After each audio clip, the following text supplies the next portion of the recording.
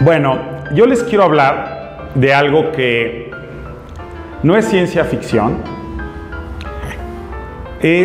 no es una película como el ejercicio que hacían hace rato. Vas al cine, ves una película, a lo mejor algo trágica, sales triste o sales muy emocionado, pasa media hora y bueno, la ciencia ficción se acabó, llegas a tu casa y tan tranquilo como siempre. Yo les voy a hablar de una película que es muy real. Una película que poco se ha documentado en los medios y es una película sobre un problema que está creciendo a pasos agigantados. De hecho, es tan grande el problema que se nos viene encima que es el único problema que van a enfrentar ustedes, las generaciones jóvenes, mi hijo, por ejemplo, y es la contaminación y el cambio climático. Cuando este problema se vuelva tan presente, los demás problemas van a parecer cosa insignificante. ¿Por qué? Porque estamos hablando de la subsistencia de la raza humana. Y me gustaría hacer 3 reflexiones sobre momentos que a mí me han tocado vivir en los últimos 6-7 meses, a donde, digo, yo de toda mi vida he leído mucho de diversos temas, y en particular del cambio climático. Y una cosa es leerlo y, sí, algo está pasando y lo que sea, ¿no? Pero algo muy distinto es empezar a ver datos verdaderamente reveladores y luego vivirlos en carne propia. Entonces, el primer momento que les quiero compartir es una serie que vi en Netflix que se llama Persiguiendo el Coral, Chasing Corals. Es un documental que ha ganado varios premios. Tiene más o menos 2 años que se publicó. Y esta serie a mí verdaderamente me tocó profundamente. O sea, dije, híjole, de veras el problema está grave. Se ha hablado mucho del calentamiento global, pero hay muchos escépticos, por ejemplo, Donald Trump, ¿no? Y mucha gente que lo sigue, ¿no? Pero hay escépticos también en la familia. O sea, yo tengo en la familia, generalmente la gente mayor es la que menos cree, dice, todos son exageraciones de la prensa. La verdad es que el cambio climático es mucho más grave. ¿Por qué? Imaginen que este cuarto se empieza a calentar y tenemos una tina. Se va a tardar mucho más en calentar el cuarto gracias a que hay la tina. Porque el agua absorbe el 93% del calor. Hasta que se calienta, entonces se empieza a calentar el resto del aire. Y todos vivimos en la Tierra, no vivimos adentro del océano. Hace 3-4 años hay una cadena de coral que es la más larga del mundo, mide más de 1000 kilómetros en toda la costa australiana. Y de repente en un verano, la mitad de más de 1000 kilómetros de coral murió en el verano. Y cuando muere el coral, mueren todas las especies que hay alrededor, los peces, empieza a morir el plancton y todo. Entonces, cuando sucede esto, empiezan varios preocupados por el tema de los corales y hacen este documental. Y este documental lo que hace es, dice, vamos a desarrollar tecnología para poder filmar adentro del océano y además vamos a filmar en distintos corales en el mundo. Porque dice, no entendemos qué pasó. Y entonces, primero hacen una esfera de cristal, tienen retos tecnológicos de limpieza, de que se mantenga y todo. Al final deciden, durante 40 días, bajar al mismo lugar y tomar una fotografía del coral y hacer un video de esto. Y esto mismo lo empiezan a hacer en varios lugares en el planeta. Lo que descubren es verdaderamente espeluznante. Como el océano está mucho más caliente que antes, cuando llega el verano, se calienta aún más. Y entonces, en menos de 40 días, tienes escenas a donde está un coral viviente lleno de peces y luego se blanquea. ¿Qué quiere decir esto de se blanquea? Abajo hay hueso, digamos, hay calcio y todo lo demás es vegetación. Entonces se empieza a morir toda la vegetación y queda totalmente muerto el coral. Muerto. Muere el coral, mueren todos los peces, todo el ecosistema que hay alrededor. Si tú ves el video y ves lo que sucede en 40 días, te vas para atrás. Entonces, esta primer señal nos habla de que el problema más grave no ha estado en la atmósfera. El problema más grave está en un lugar que no hemos atendido, que es el océano. El océano se ha calentado mucho y este fenómeno se está replicando en todo el mundo. Recuerden, el verano en el sur es en diciembre, en enero, en febrero, que sería la costa australiana, por ejemplo. El verano en el norte, bueno, pues lo estamos viviendo aquí en México, ¿no? Lo acaban de ver en Europa y en muchos lados. Entonces, ese es el primer punto. El calentamiento global está empezando por el océano. Y el océano ya llegó a un punto gravísimo. Segundo punto. En verano fui de vacaciones a Cancún.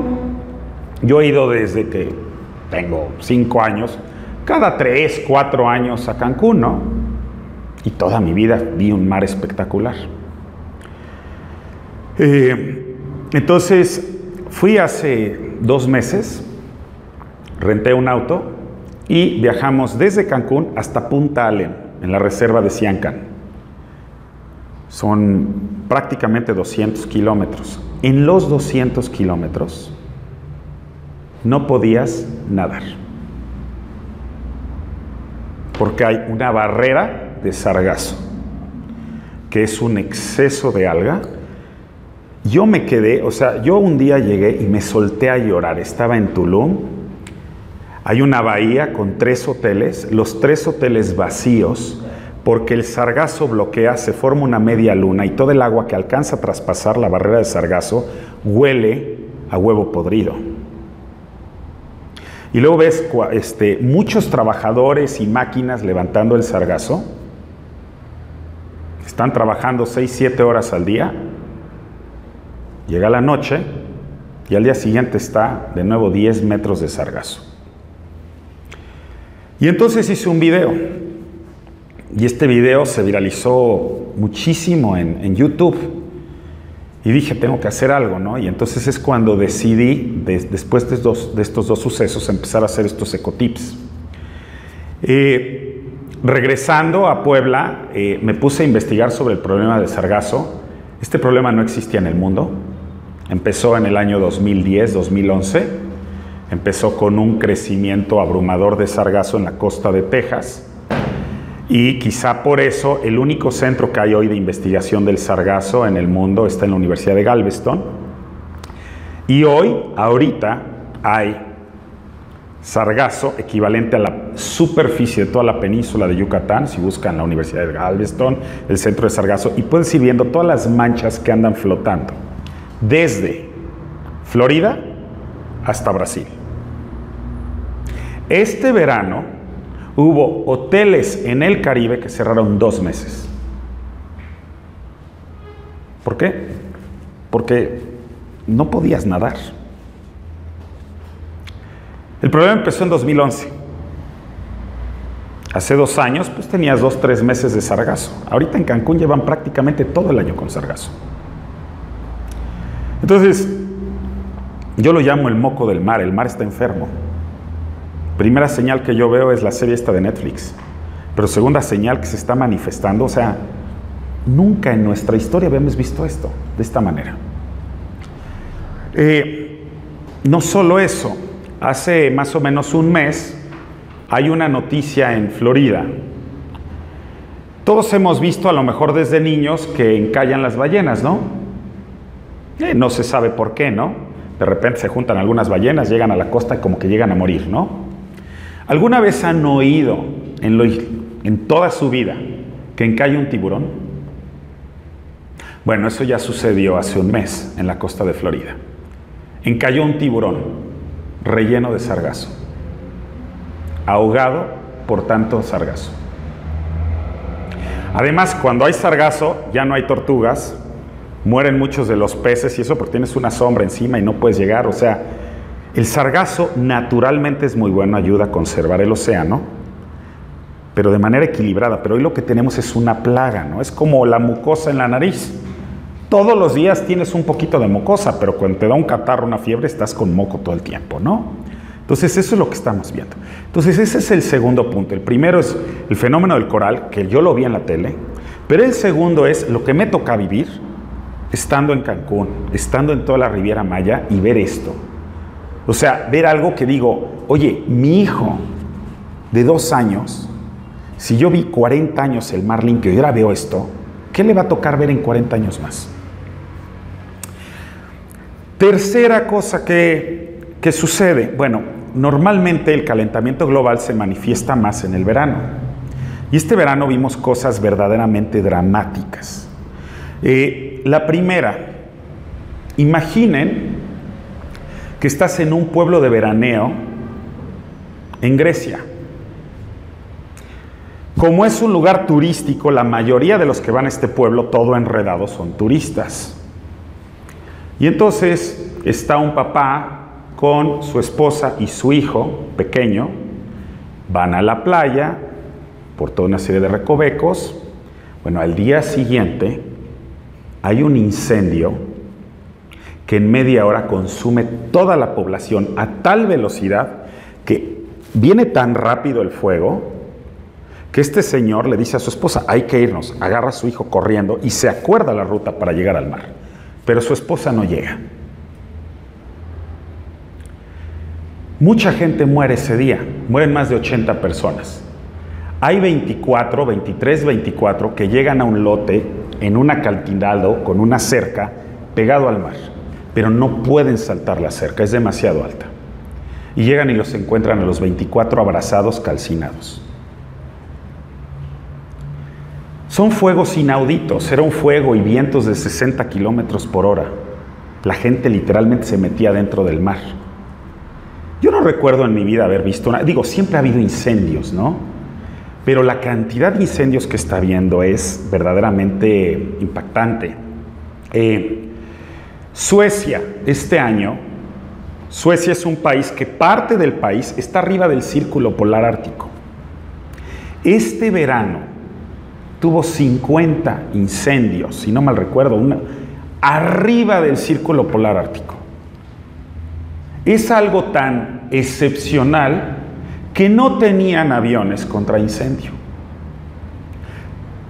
Hay tal cantidad de incendios que piden a los italianos y a los ingleses que por favor les manden aviones contra incendios. Y nunca había pasado. Ese es otro. Otro más, los fuegos en California, de hace un mes. Hay una entrevista que sale al jefe, al responsable de toda la fuerza de combate a los incendios en California. Y dice, mira, hace 10 años teníamos 2 meses de incendios y 10 meses de planeación.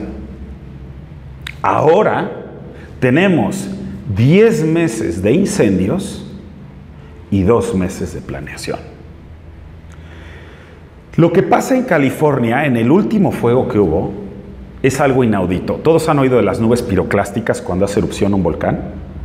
Es un calor que te calcina, o sea, viene bajando la nube del volcán y te calcina.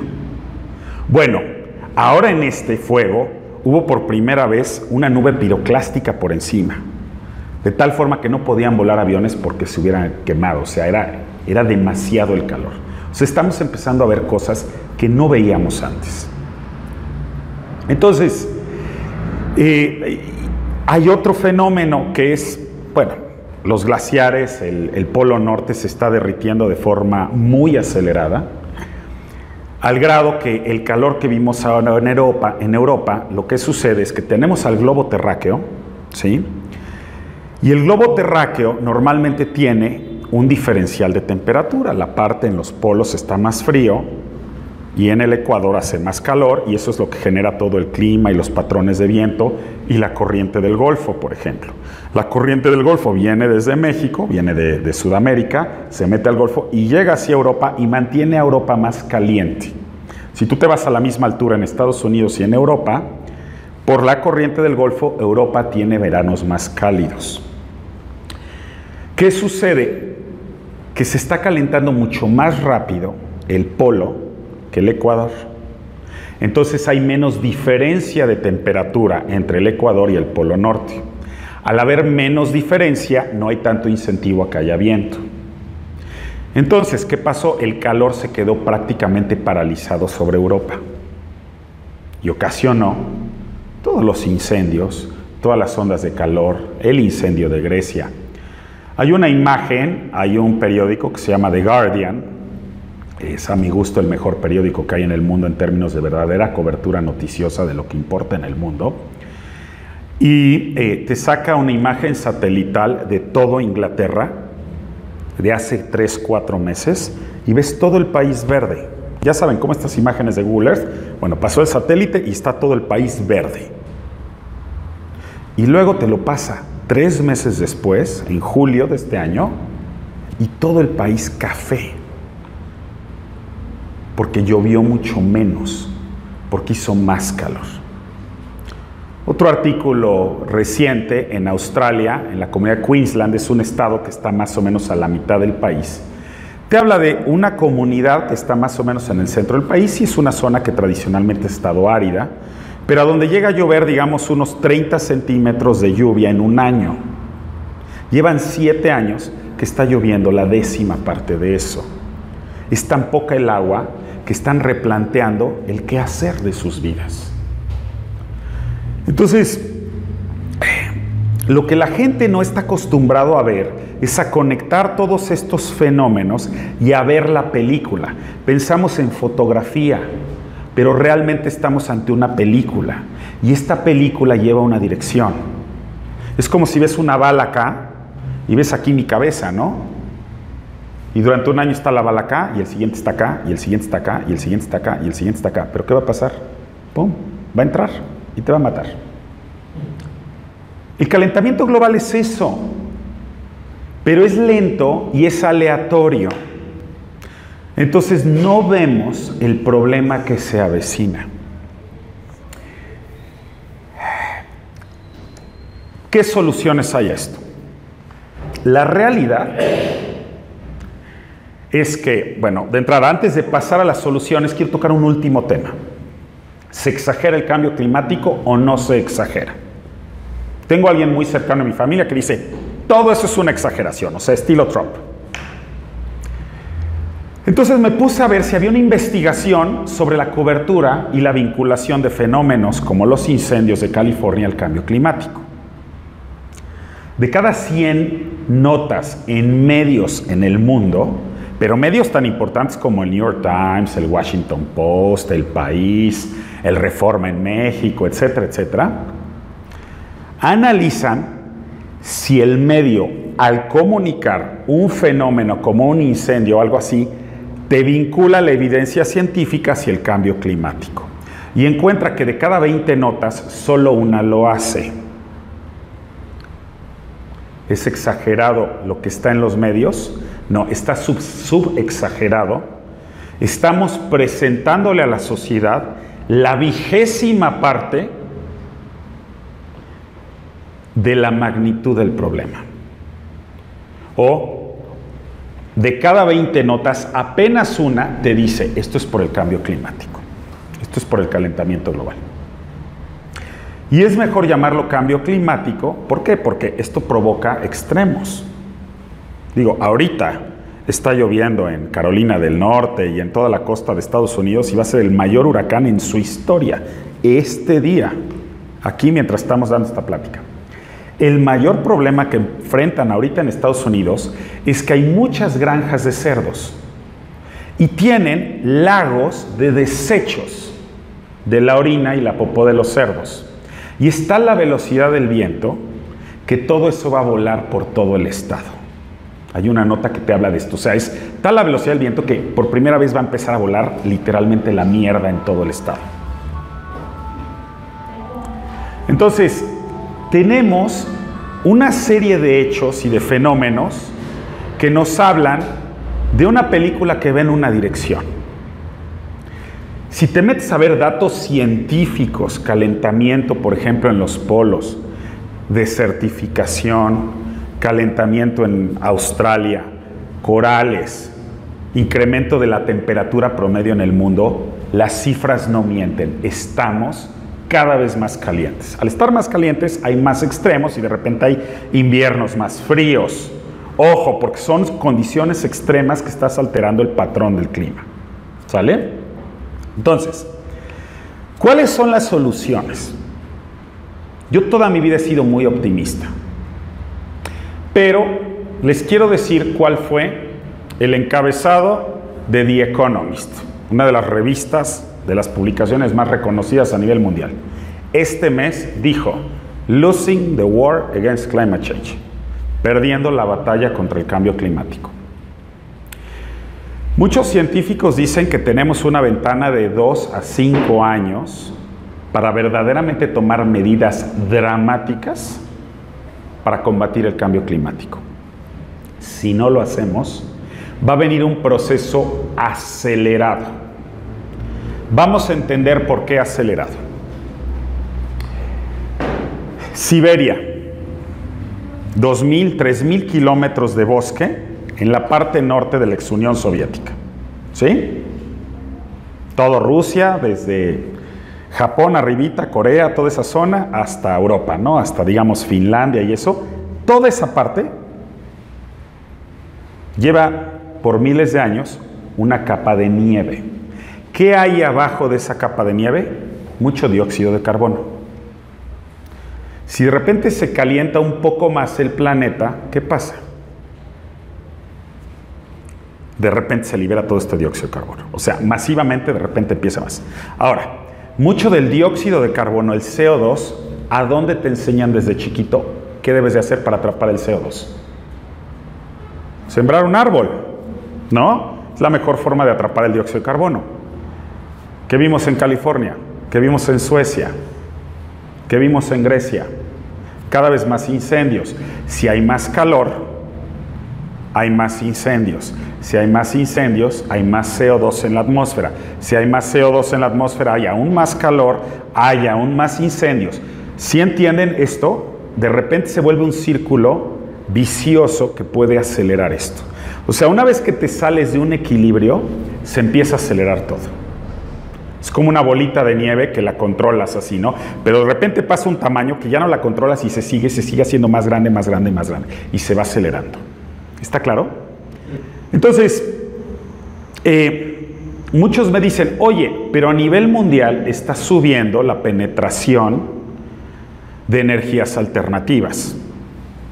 Totalmente cierto. Hay cifras muy optimistas al respecto. ¿El problema cuál es? El consumo de energía en el mundo va creciendo. Cada vez más gente tiene más dinero. Cada vez hay menos pobreza en el mundo.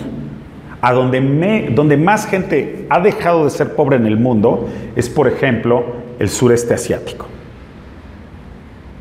Vietnam, China, Camboya, todos estos países, ¿sí? Malasia, Singapur, etcétera, han sacado a miles de la pobreza. Hay más consumo de energía. Porcentualmente, de cada 100 unidades de electricidad, ¿sí? Por ejemplo, en México 70 se generan quemando combustibles fósiles, 30 se generan con presas, con molinos de viento, con plantas nucleares. Cada vez más porcentaje se va generando de energías renovables. ¿Sí? Lo mismo está sucediendo en el sureste asiático. China es quien más paneles solares está construyendo y todo. El problema no es que cada vez más porcentaje sea de energías renovables. El problema es que en términos absolutos, la quema de combustibles de carbón, de gas, sigue creciendo. O sea, está creciendo así el consumo de energía, el consumo de energías que contaminan sigue creciendo y el otro crece un poco más. Pero en términos absolutos cada vez hay más contaminación en el aire. Quiero que piensen en una cosa. Si partimos a cada uno de los mexicanos y toda la superficie de México país, nos tocan 2 hectáreas por cada habitante.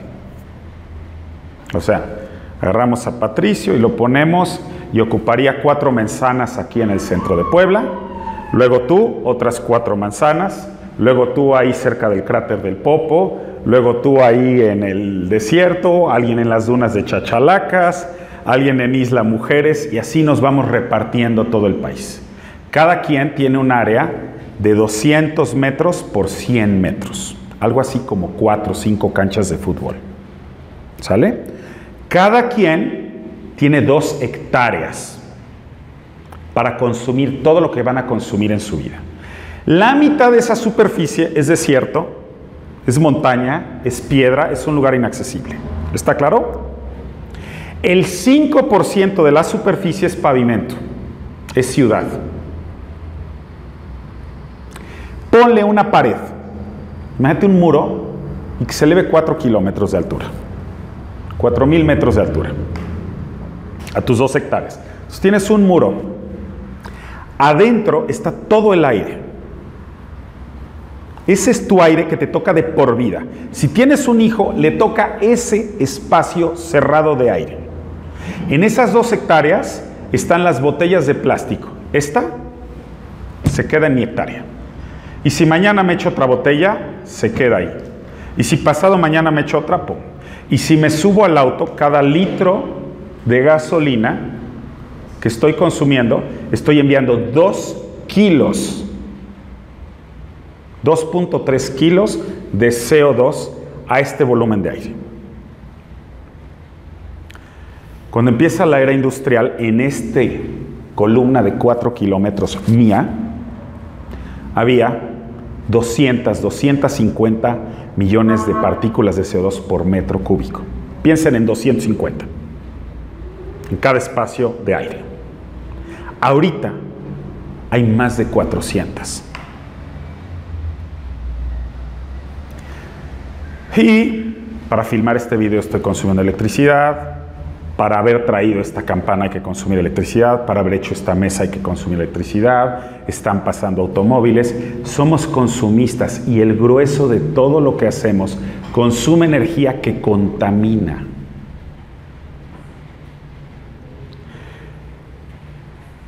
Nadie piensa en esa forma de ver al mundo cuando limitas el aire que te toca, y las matemáticas no mienten. Es el aire que te toca de por vida y le toca a tu nieto, a tu bisnieto y eso. Y en esas 2 hectáreas, si te reproduciste y tienes 10 hijos, te casas con una esposa, bueno, son 5 más, ¿no? Que traes al mundo, bueno, pues cada vez les toca menos espacio porque cada vez somos más habitantes. Pero el espacio donde tienes el plástico, tu gasolina, tu calefacción, todo eso, todo se está yendo a ese aire y a ese pedacito de mar que te toca. Y el mar cada vez está más caliente y más lleno de plástico.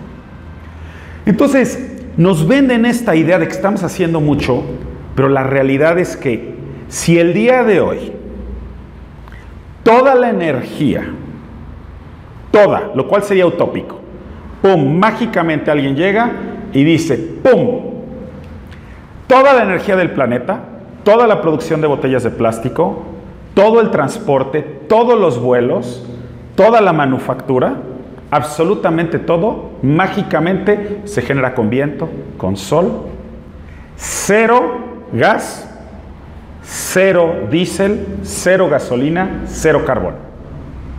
¿Se acaba el problema? No se acaba. Porque hoy tenemos el doble de CO2. El problema, ya está la basura ahí, ya está el calor en el océano. ¿Cuál es la única solución real de gente muy, pero muy picuda que ha estudiado el problema? La única solución verdaderamente que podría evitar un cataclismo que va a pasar en 50, 100 años, la única solución real es lo que se llama el secuestro de carbono. Es decir, tenemos que quitar este volumen que tú tienes, tus 4 kilómetros para arriba de aire, y no me voy más alto porque ahí ya no hay aire, ¿sale? 4, 8 kilómetros, pónganle, pero pongan sus muros, en sus 3, 4 canchas de fútbol, haces una pared hasta el cielo y le pones un techo arriba. Ya está tu aire.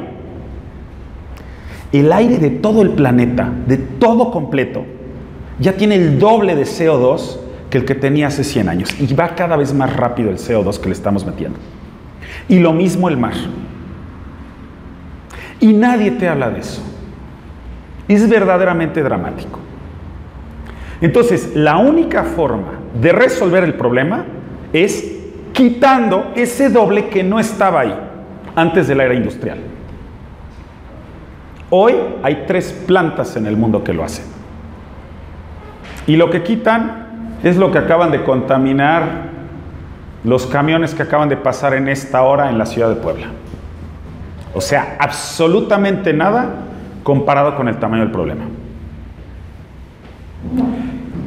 Lo que debería de suceder es, 1, que todos los políticos se pusieran de acuerdo y fondeáramos investigación en tecnologías de secuestro de dióxido de carbono. Además de ir migrando a energías renovables. Pero ojo, lo único que está haciendo el migrar a todas las energías renovables y reciclar y todas estas cosas es alentar un poquito. Alentar no de aliento, alentar de hacer más lento, o sea, en lugar de que llegue en 20, llega en 25 años el problema, por ejemplo, ¿no? Yo siempre pienso, cada uno de nosotros, cada uno, somos cómplices de la muerte de esos 24 que murieron abrazados en Grecia. Tenemos que cambiar la forma en cómo pensamos. Yo cada mañana que llevo a mi hijo al colegio, me duele porque no puedo llevarlo en bici. Es imposible llegar. No hay transporte público confiable que me pueda llevar ahí. Cada 2 días, entre que yo voy y lo recojo y mi esposa va y lo recoge, cada 2 días emitimos 12 kilos de CO2, el peso de mi hijo. Y así hacemos todos, pero no tenemos este modelo mental de pensar en horas de CO2 o toneladas o kilos de CO2 que estamos generando por bañarnos, por tener ropa, por tener un celular, por prender la luz, por tener ladrillos en esta construcción. Todo produce CO2. Afortunadamente tenemos gente muy inteligente. Pero también les quiero contar otra cosa, siendo muy realistas. Hay muchas soluciones que ya los ingenieros han diseñado para resolver muchos problemas en el mundo. Vacunas, por ejemplo. Pero el tema político, el tema ponernos de acuerdo, evita que muchas de esas soluciones lleguen. Entonces, yo quiero ser optimista en que va a ser tan dramático la necesidad de resolver esto que se van a poner de acuerdo, pero quizá para cuando se pongan de acuerdo es demasiado tarde por estos círculos. ¿Qué hacer? Bueno, ¿qué está en la mano de cada quien? En la mano de cada quien, vi una estadística que dice las formas como más ayudas al planeta. Y te viene, oye, bañarte más rápido, poner un ladrillo en el excusado, no usar botellas de plástico, usar un termo, ¿no? Bueno, dejar de usar el auto, un auto en tu vida, deja de producir 2.5 y no me acuerdo, millones o trillones, lo que haya sido la unidad. Todo lo demás era 2, 1, nada, y aquí tienes 30 o 40 cosas que hacer. La tercera era dejar de viajar en avión, por ejemplo, a Europa o alguna cosa así. O sea, si alguien vuela 2, 3 veces al año, te estás aventando CO2 brutalmente. Auto es número 1. Número 2. En primer lugar, si esto es 2.5, en primer lugar hay una cosa que podemos dejar de hacer, que es 65 contra 2.5. ¿Qué se imaginan que es esto? Dejar de consumir cosas que vienen de lejos, en trailers. No. Tener un hijo. Es que, o sea, analicen, cada uno de nosotros. O sea, si cada quien tiene 2 hijos, bueno, el planeta se mantiene en equilibrio. ¿Vale? Pero cada hijo, lo he platicado con varios amigos, oye, ¿qué tal si mi hijo es el que inventa la tecnología de secuestro de carbono? Sí, está bien, ¿no? O sea, tenemos que apostarle a eso. Pero la mayor apuesta que tiene que hacer el mundo es, tenemos que ser menos, somos demasiados, el planeta ya no nos aguanta. El 1 de agosto de este año, no recuerdo si fue el 1 de agosto o el 31 de agosto de este año, lo que el planeta acá alcanza a regenerar cada año, pensemos un árbol. Imagínate que tienes un solo árbol en tu terreno y cada año le cortas una 20ª parte, pero cada árbol, el árbol crece esa 20ª parte. Entonces siempre tienes el árbol completo. ¿Está claro? Si cada año consumes solo un pedacito de ese árbol, que es la 20ª parte,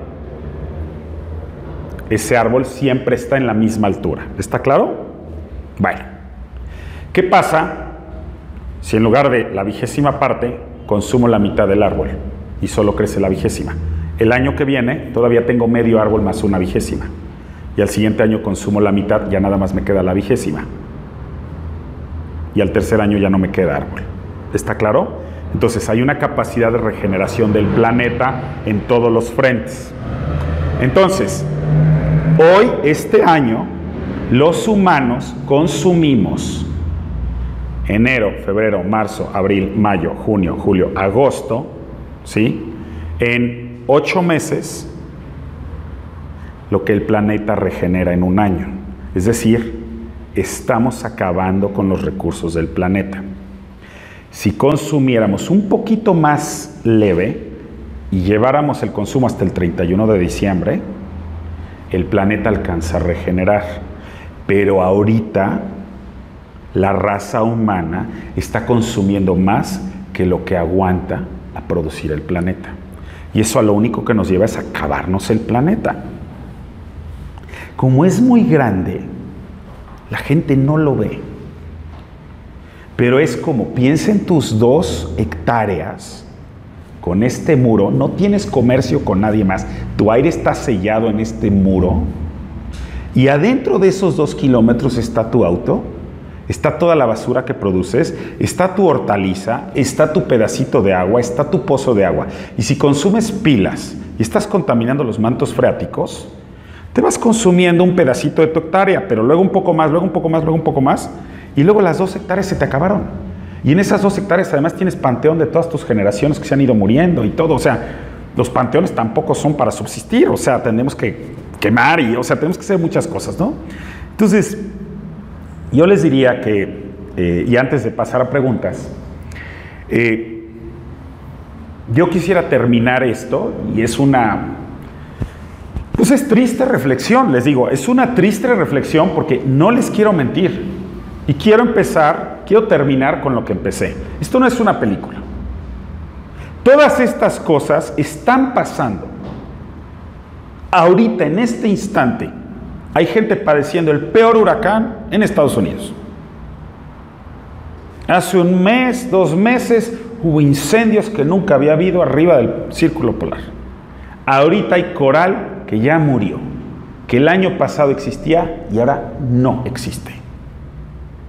Ahorita tenemos el doble de CO2 y cada año le seguimos sumando. ¿Qué tenemos que hacer?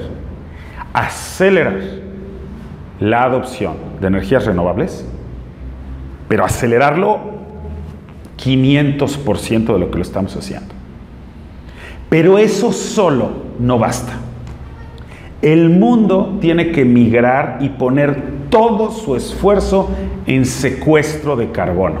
¿Por qué?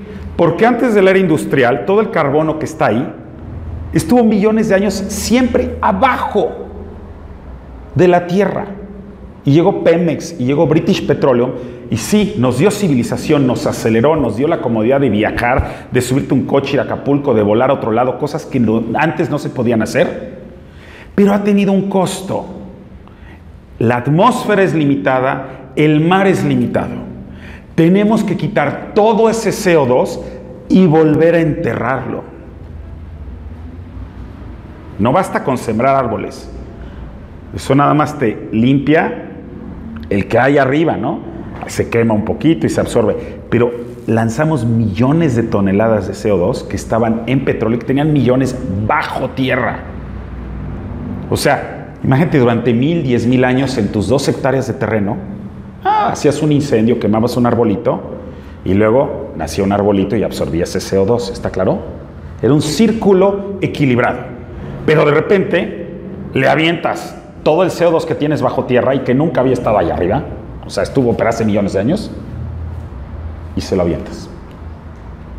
Entonces, para resolver esto, hay que actuar ya, incrementando todas las energías renovables, pero además y sobre todo, muy por encima de las energías renovables, tenemos que volcar todo el esfuerzo, toda la inteligencia en detonar y multiplicar la energía de secuestro de carbono. Es la única forma como esta película acaba bien.